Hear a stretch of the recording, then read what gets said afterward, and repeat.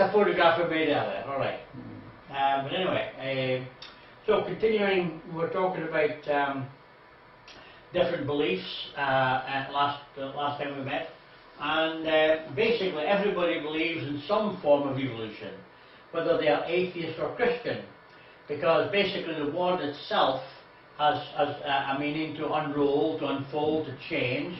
More common use, the organic theory of evolution is as a special type of change. So we believe in change. God said it would be change. Everything after its kind, and there will be variation within the species. And so therefore we're quite happy with some aspects of using the word evolution, but because it's been hijacked by the evolutionists, then we've got to be careful how we say things, because it always causes misunderstandings. So you need to clarify quite often what you're thinking of. So macroevolution is described as an evolution of one species out of another species, and thus from one cell plant or animal to man through billions of transitional intermediates. The logical conclusion of believing macroevolution is God didn't make it, it just happened by chance, basically. So atheism is a natural result of this mechanistic look at the world. You're a man, but basically you're just an improved animal, is the end product, okay? You came from one small amoeba amongst a whole bunch of other stuff through your fish and your birds and everything else, and you end up somewhere around, you got man, okay? It's just like magic. Matter of fact, well, no, I won't go there. I'll let me share. That's something else. So, we're familiar with some aspects of it, obviously. And Christians do not believe in the evolution of one species out of another species. For example, a lion turning into an elephant. That's really what, at the end of the day, that's what they're asking you to do, okay? They're asking you to think of, what they like to talk about is the small variations. But what they really want you to understand from those small variations is those small variations not the end. You can have big changes, and that's the problem. If they give them enough time, and that's why they need the billions of years. What they call the transmutation of species. Transmutation. Graham, I think there's one word there, I would change it. Yeah. It's not the evolution of one species out of another, it's into another. It's a changing into. Yeah, you could. Not really, so that's evolved. You know, the Swedish motor car, the Volvo, yeah, it's based on that word. E out of Volvo, I turn in the Latin. So evolution is the turning out into something else. I can actually... Oh, you lost it. No, I haven't lost it.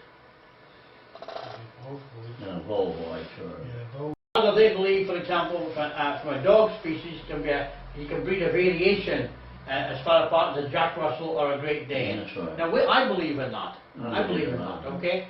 And any Christian can believe that. So we can use the word evolution in that context. We're talking about variation within a species.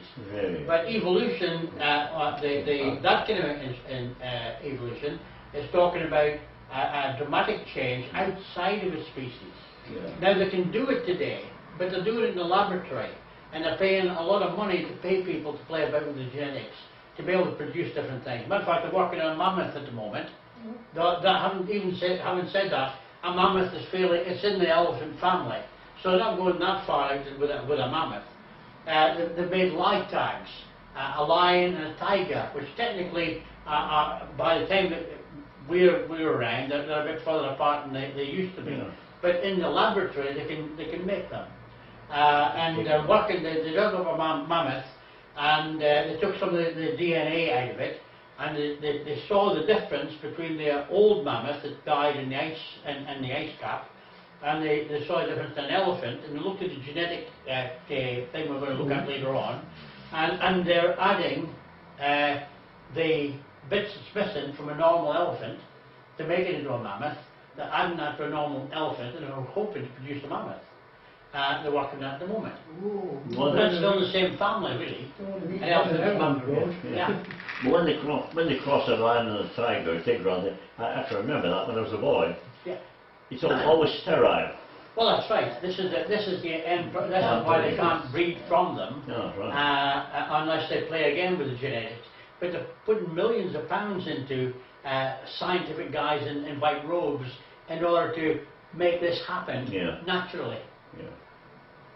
You know, they're playing God technically, and then they're standing back and saying, look what's happened. Wow, isn't it amazing? Just happened by chance. No, it didn't. You've been playing for years to try and get that to work.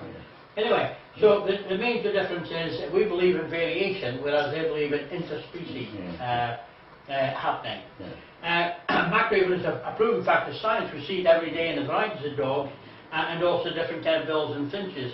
Now, one of the things that Darwin was really into a lot was when he saw the variation within finches, he really, you know, thought, how can this happen? But no matter what variation you have, you still end up with a finch. And that was the point that they leave behind and move on to this next aspect. We can have lots of different things in different ways, but when you ask it to change into something else. Matter of fact, a lot of the stuff you read, depending who you read, they totally contradict each other. In 1996 and 98, there was a thesis, a paper put forward by a bunch of scientists that said there's no way that lizards can turn into birds, because when you look under a microscope at the feathers and the of a bird and the scales on a lizard, they're just totally different things completely. There's no way one is going to merge into the other. And yet, just 2010. On the TV, they were saying, "Oh, look at all these changes. We can change from here into a bird," and they're working on it, you know, in a museum. The information is all, it's all contradictory, and the thing is, the popular stuff you get in the TV is only usually one side. But anyway, all knackers up with, because if they say they all start from one thing, millions of things must have to start to create all the different variations. Well, they used to say that evolution started in different places at different times.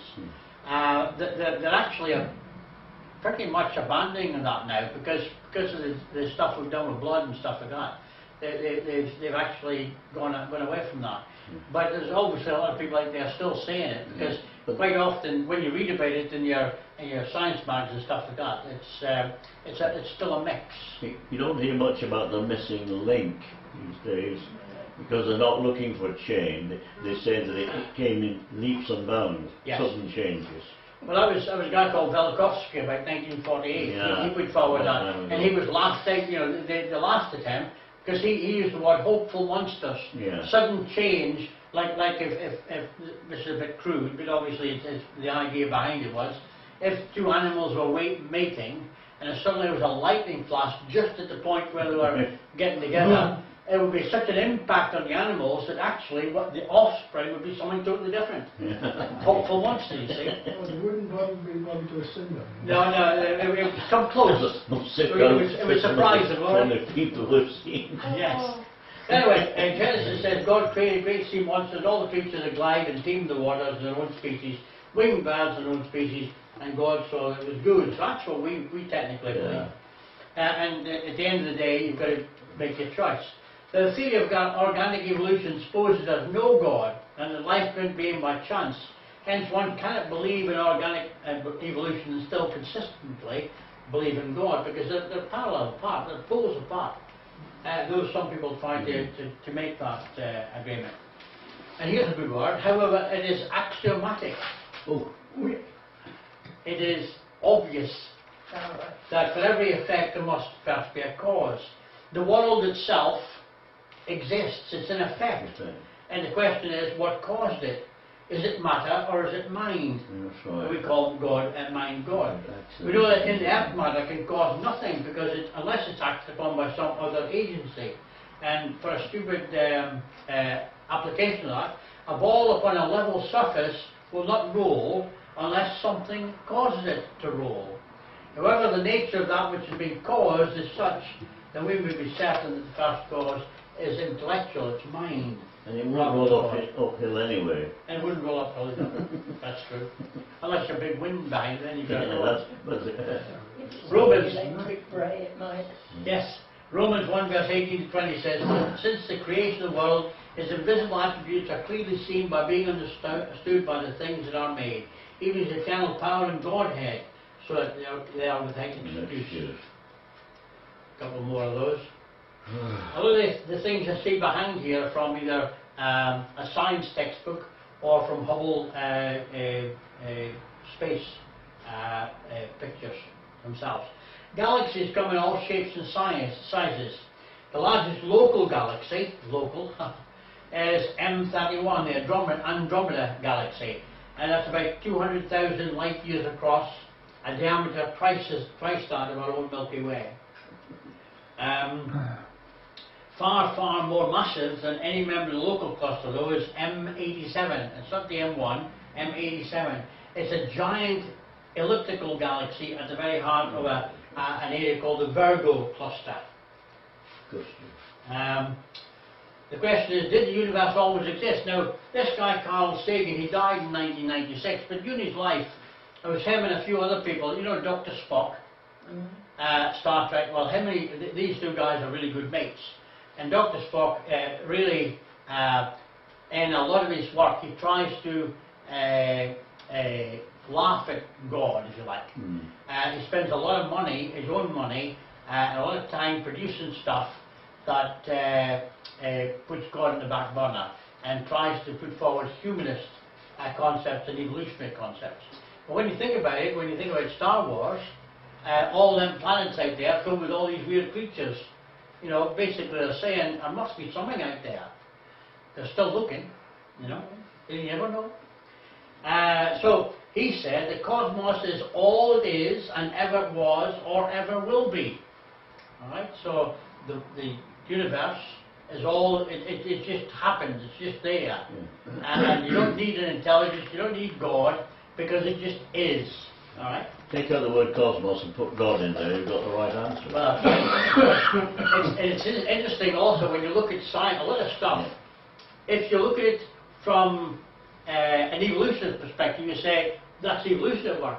When you see exactly the same thing, you can say, that's God at work. That's right. You know, both the actual facts you're dealing with are the facts, but yet you can look at it from two totally different things.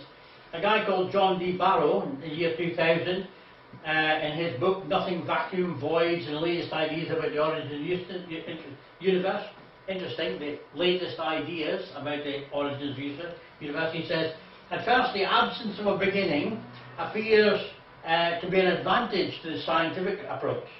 There are no awkward starting conditions to deduce or to explain. Okay?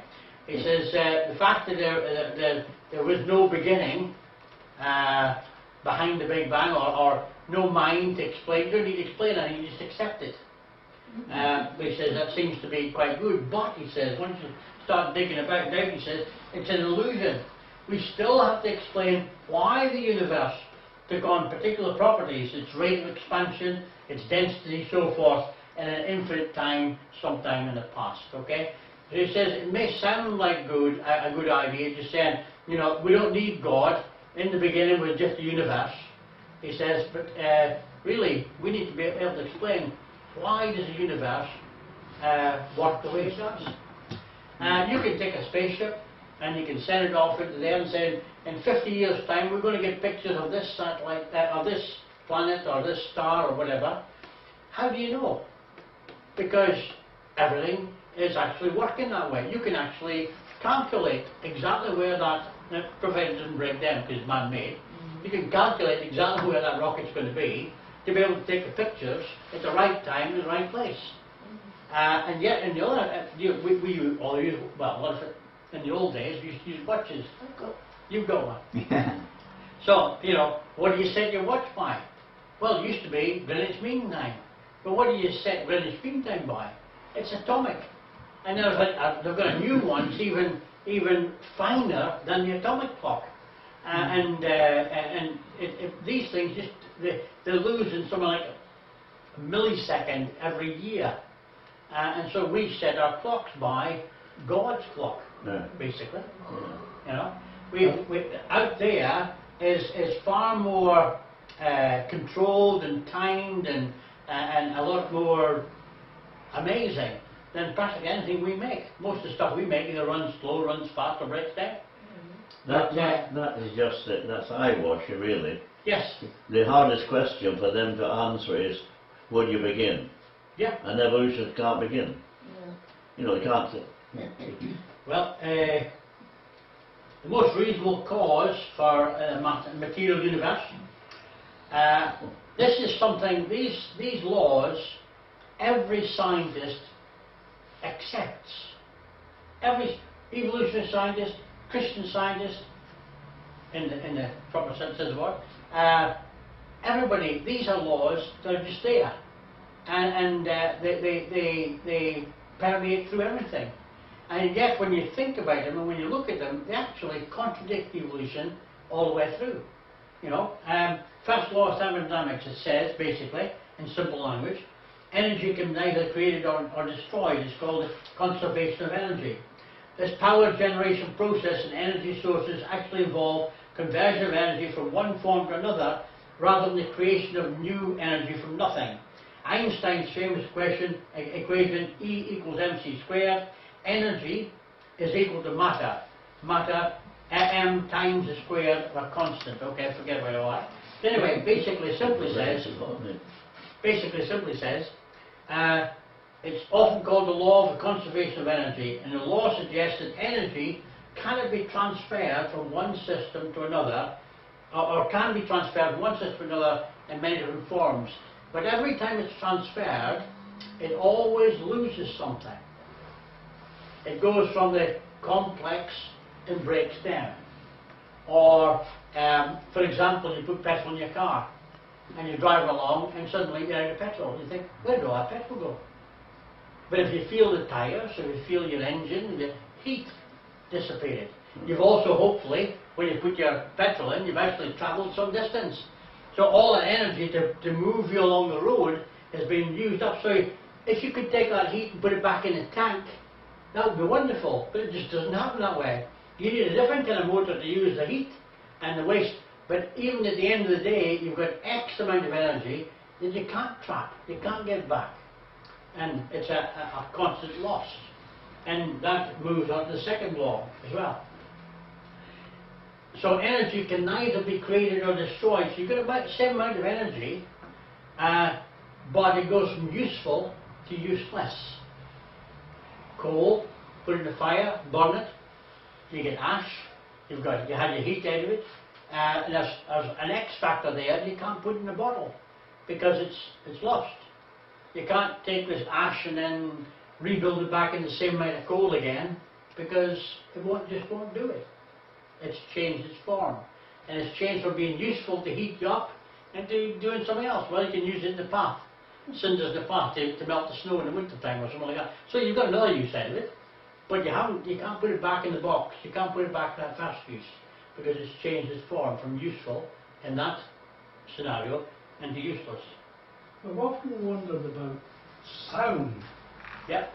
A sound, is it ever lost or does it go somewhere? Sound. I know we'll say it's some waves are constant. Yeah. Somebody says that it just no matter what's happened, every sound is still moving somewhere. Right. Yeah, well that's what I was But thinking. there's more complex questions than that. Usually they ask you if a tree in a forest falls down and it comes down crash, there's nobody around to hear it. It doesn't make a Does it make a crash? Or is it your ears that pick up the sound wave and turn it into, that's a crash? You know? It makes a crash. I think some working out that. Well, you know, I think it makes a crash whether there's anybody around to hear it or not. But having said that, I mean, it's as something that makes the wave, but you've also got to have a receptor to be able to say that's a sound. Von Braun, who was the German rocket scientist who helped the Americans with the atomic bomb, said, "Science knows of nothing that disappears forever." Yeah, that's what I'm thinking. Yeah. The sound goes somewhere. Yeah.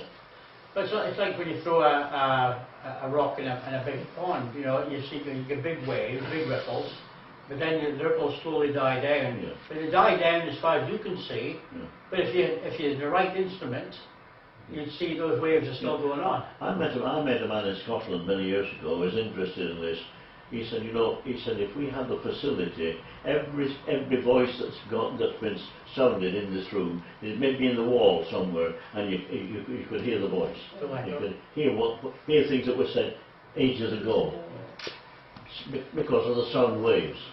Yeah. Because I mean, if you walk through this room, and then 8 hours later, if you had the right equipment, I could tell you exactly where you walked. Yeah. Because your walking has left an imprint on that floor. And to do that. Yeah. I mean, they do that kind of experiments all the time. So there's stuff that's left embedded, you know. Yeah. And if you just had the right sensor to pick it up. Instruments. So shouting place, it echoes. It echoes, it was all Yeah. along the It line. keeps on. Yeah. If you do it in a mountain, you can hear for miles. But just because you can't hear it, does it stop? You know, if it goes out of your distance, range, does somebody else hear it? Or if you had the right instrumentation, could you pick up that wave? That voice thing. Anyway, so the second law of thermodynamics, the first law, energy can never be changed or it goes from. The second law describes what happens to it. Heat can never pass spontaneously from a colder to a hotter body. As a result of this fact, natural processes that involve energy transfer have only one real direction. And all natural processes ultimately become irreversible. That's why you put your coal in the fire, but next morning you can't put it back in the fire again because it's already burnt up into something different. You put your petrol in your tank, but you can't, after you've gone 300 miles, it's no longer in your tank, it's changed into something else. You know what I mean? So there's always that X factor you lose. And this denotes the end product is something called entropy. And that's something we all are familiar with, because I've got a few teeth missing, my eyes, I need glasses now, you know, it's entropy in action. And you build your house, you put a pane of glass in, and your frames begin to warp over time, you've got to repaint everything. Why do you have to repaint everything? Why can't you just paint once and that's it, you know? But over time, things break down, that's the law of entropy. Entropy is a measure of disorder, randomness of energy and matter in a system. Both energy and matter in the universe are becoming less useful as time goes on. Now, if you think of evolution, it says the opposite. Opposite says you can start off with chaos and you end up with a complex thing. These two laws are saying you start off with a complex thing, and whatever you do to it, it ends up less complex than it was before. You know, that's at the end of the day. So that law of dynamics is a different way I put it, and forget about that because it's too complicated, okay. Anyway, it's all to do with heat and stuff. Alright. This guy says, second law is probably the most powerful piece of legislation in the physical world. It ultimately describes every process we have ever discovered. I called Norman Geisler.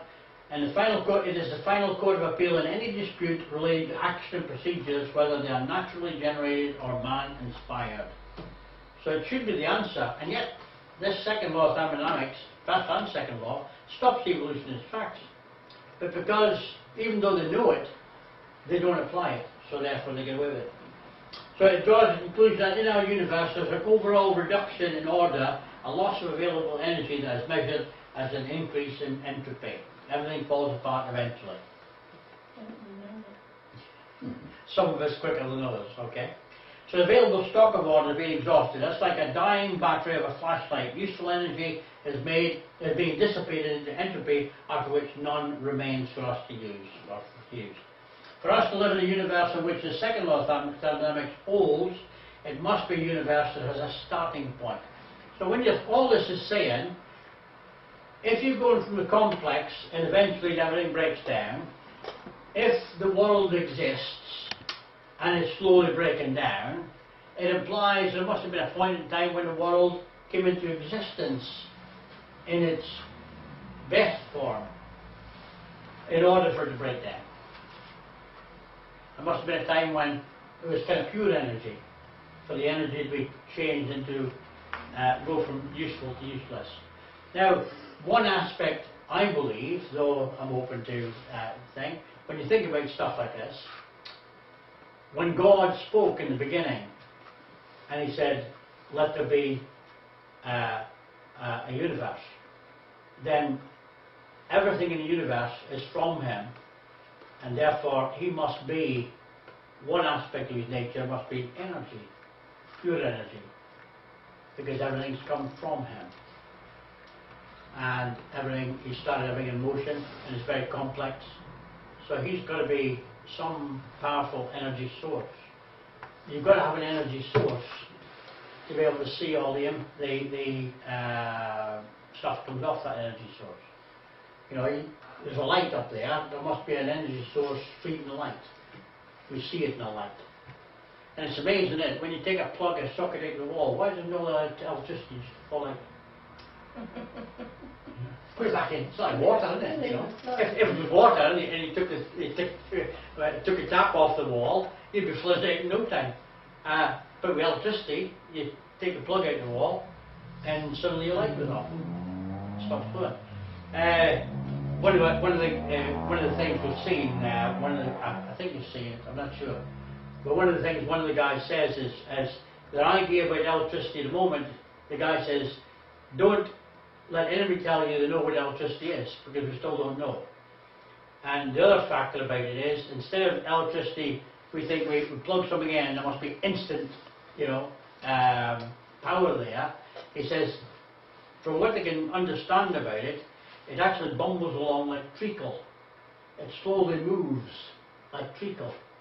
You'd think it'd be instant and, you know, he said it doesn't seem to work that way at all.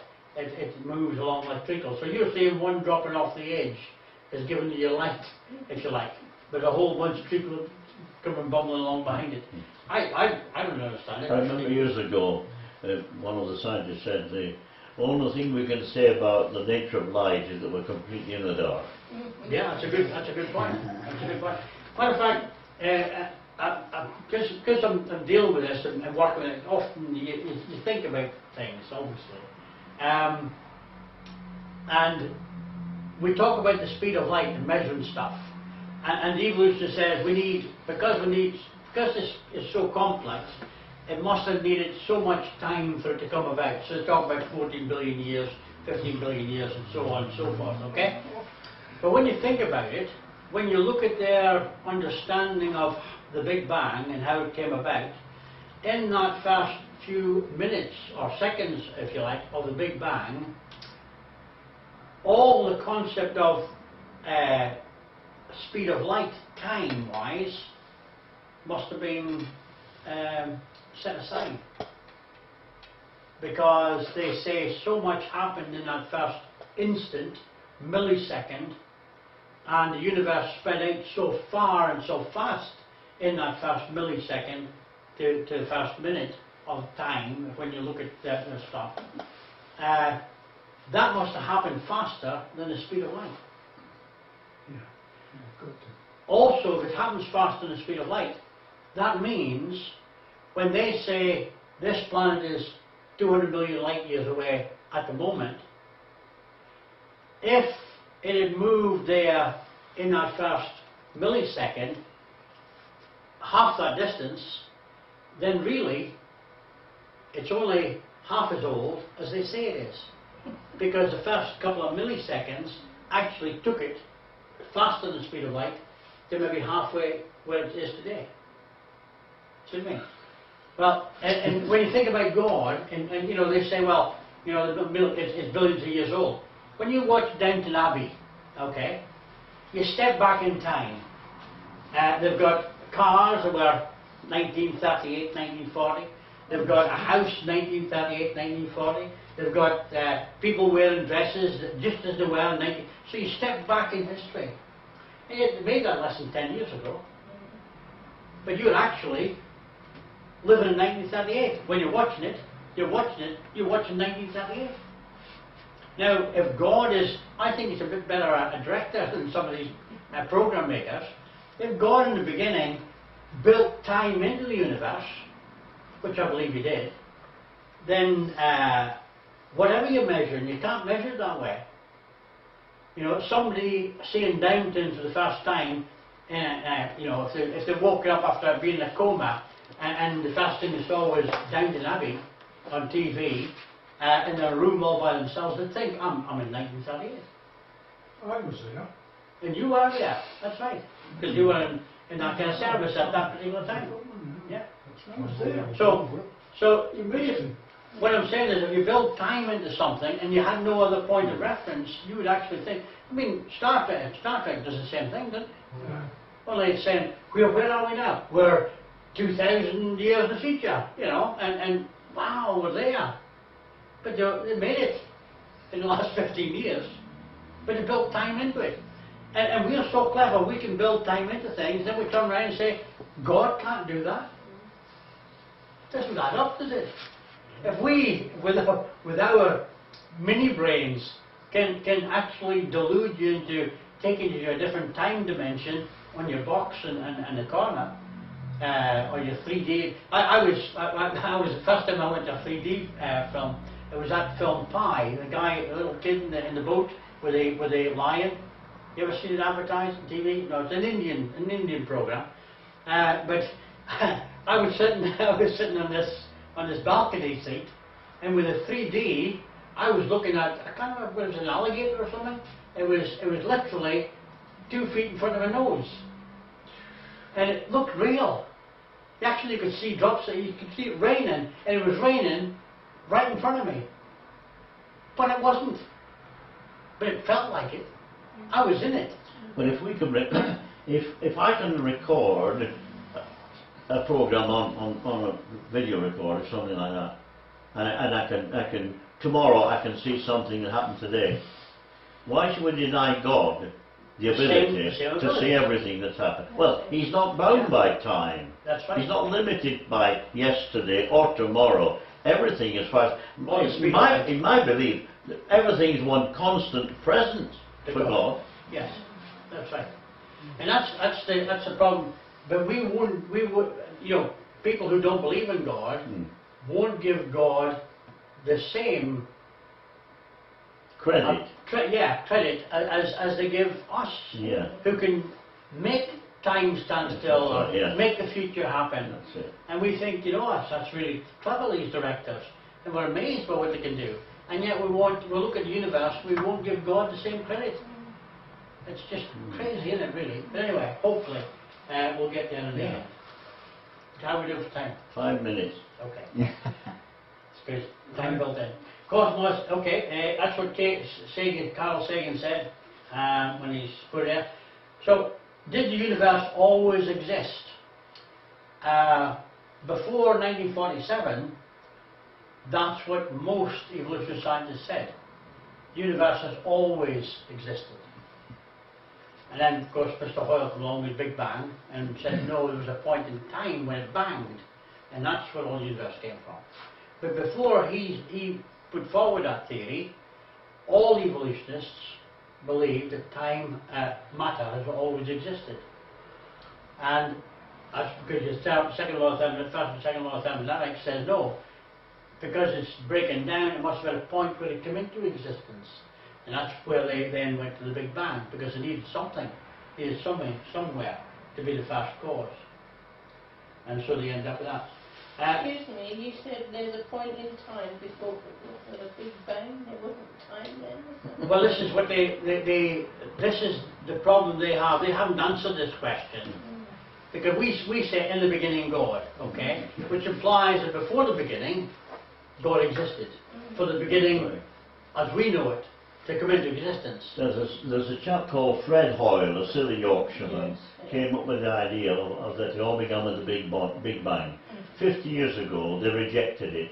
They've gone back to it again now. That's because they have no other explanation. Well, and it's interesting, if you actually read a lot of the stuff that's going on, the popular stuff on TV is saying the Big Bang is the thing. But there's actually other scientists who disagree with that. They actually, one of the Bible passages talks about the earth being laid out like a mantle, like a blanket. So it's like like that. The universe, like that.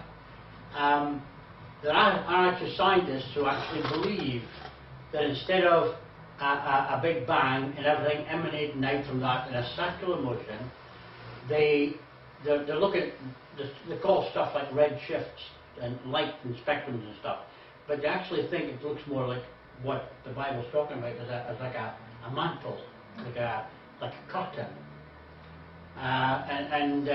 So there's popular science, it's what you get in TV.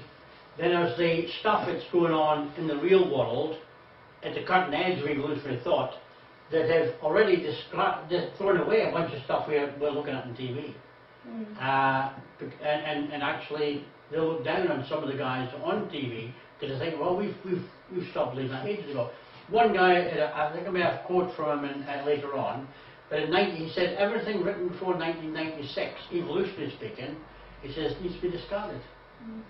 Because the majority of it doesn't fit in with any stuff. And then, you know, talk about, anyway, we'll come to some of that in time, and then we'll stop. We'll stop the end of this one. Did the universe self-cause itself? In order to self-cause itself, it would have to not exist to cause existence, and then exist in order to be caused at the same time. All right? Let's skip that one. All right. Well, the thing is, the bottom of that says this option is ruled out because there's actually laws that are recognised laws. It says there's one law. It says that there's a law of non-contradiction. Two contradicting things can't be true in the same time and same space, type of thing. Okay. And so it says, how can something that doesn't exist cause something to exist, and then anyway, so it just gets confusing. We'll stop with that. Anyway, that's enough for you today.